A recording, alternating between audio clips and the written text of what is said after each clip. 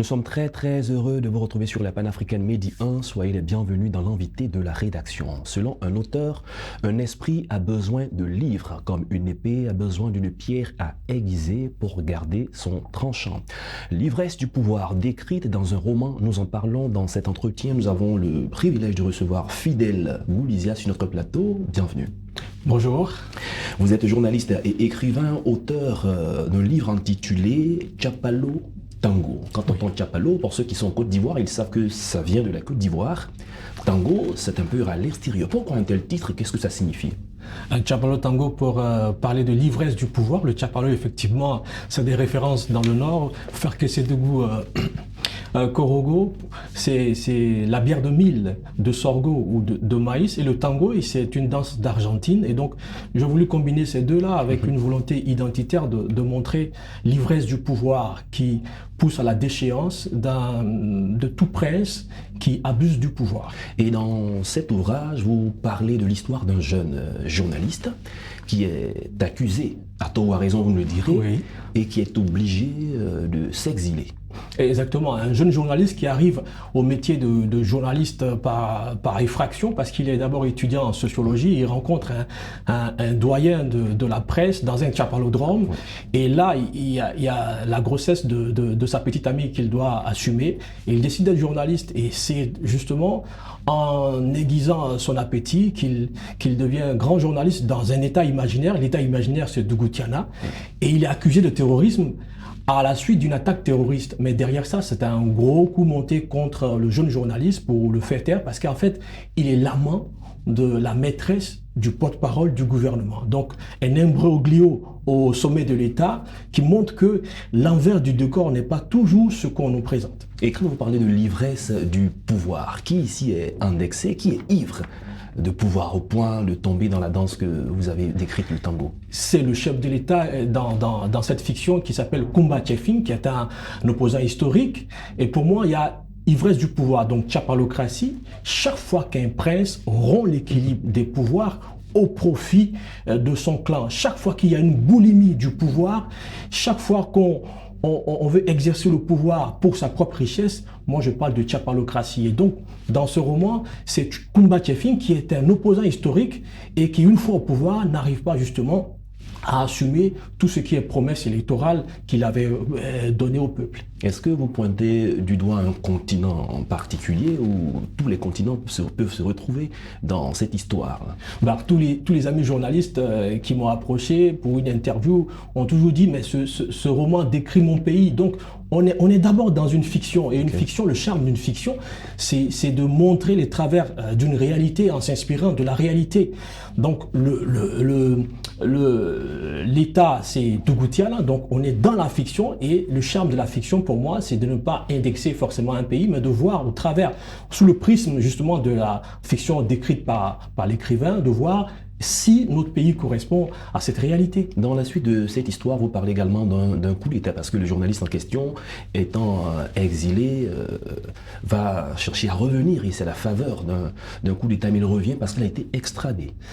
Exactement, il fuit vers un pays réputé démocratique, et lorsqu'il arrive justement par la puissance de son État national, il est extradé, et avant l'extradition, il y a un coup d'État qui va rebattre les cartes dans Dougoutiana, et c'est ce qui lui vaut la chandelle, et il est promis à un poste de communicant politique pour justement l'opposant politique dans Dougoutiana. De plus en plus on parle de coup d'État dans la sous-région, c'est devenu monnaie courante. Vous en parlez ici, sous quel prisme est-ce que vous présentez dans ce roman, par exemple, dans Tchapalo Tango, le coup d'État est salutaire, il est salué par les populations. Moi, la question que je pose, c'est pourquoi il y a coup d'État? S'il y a coup d'État, c'est parce qu'il y a crise démocratique. S'il y a crise démocratique, c'est parce qu'il y a problème sur la légitimité de ceux qui représentent la signature de l'État. Donc la démocratie représentative est en crise, et elle n'est pas en crise seulement en Afrique, elle est en crise dans les pays occidentaux où on a pensé que la démocratie était un acquis. En France, aux États-Unis, au Brésil, il y a de grandes questions de légitimité qui se posent. Donc Pour moi, un coup d'État, qu'il soit salutaire ou décrié, ce n'est pas là le problème. Il ne faut pas toucher forcément aux symptômes, il faut voir la véritable cause. Et la véritable cause, c'est la crise de légitimité qui est aujourd'hui en train d'entraver le processus démocratique que les pays africains ont adopté depuis le discours de la Baule de François Mitterrand. Le métier du journaliste, vous en parlez également dans cet ouvrage. On sait que le journaliste a pour métier de collecter l'information, la vérification, il cherche la vérité, il est la voix des sans-voix. Mais finalement, le jeune journaliste ici devient un communicant politique. Est-ce que c'est une difficulté, un problème qu'un journaliste soit un communicant politique? Quand on est communicant politique, il faut l'affirmer.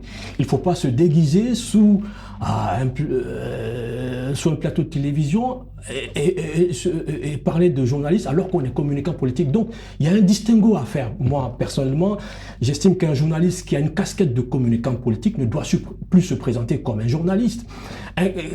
C'est possible de le faire, mais vous savez, aujourd'hui, il y a des relations incestueuses entre les journalistes et les hommes politiques.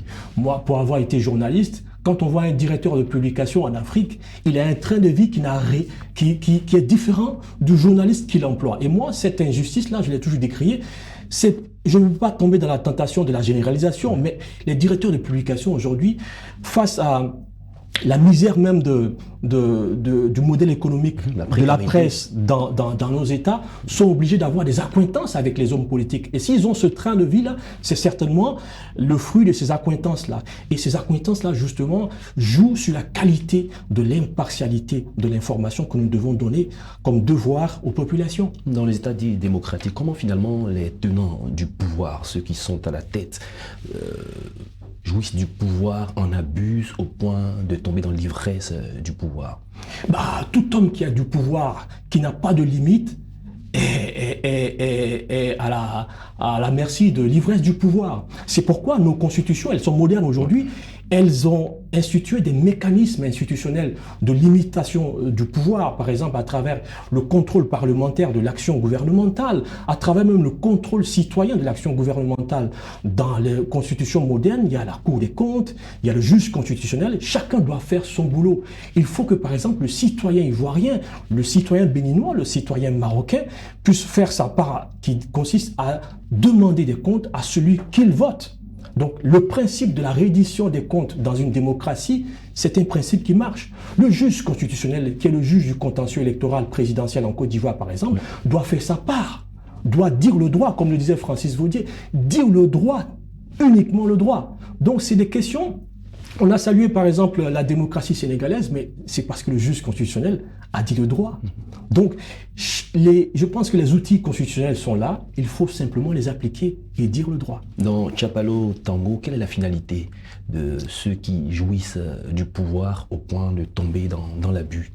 Toute tchapalocratie est destinée à la déchéance.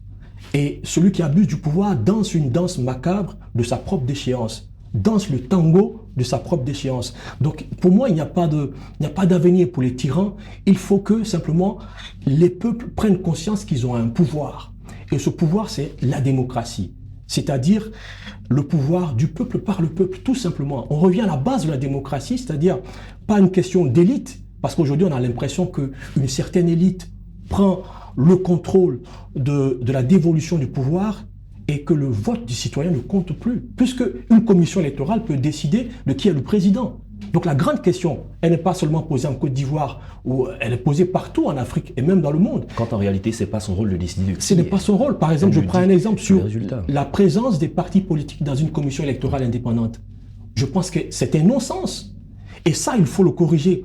Il y a des techniciens aujourd'hui, quand je prends le cas de la Côte d'Ivoire, qui font des élections propres en Afrique du Sud, au Congo, et qui n'arrivent pas à organiser des élections propres en Côte d'Ivoire. Pourquoi on ne le ferait pas? Alors que nous avons la technicité électorale. Donc la question est une question de volonté. Il faut extirper de la commission électorale, en Côte d'Ivoire par exemple, les partis politiques. Et ça y va du rôle de la société civile d'exiger cela. Quelle est la cible que vous visez à travers les pages que vous écrivez? La cible, c'est le lecteur moyen, c'est le lecteur, c'est le décideur. Ce sont mes confrères journalistes. il n'y a pas de cible particulière.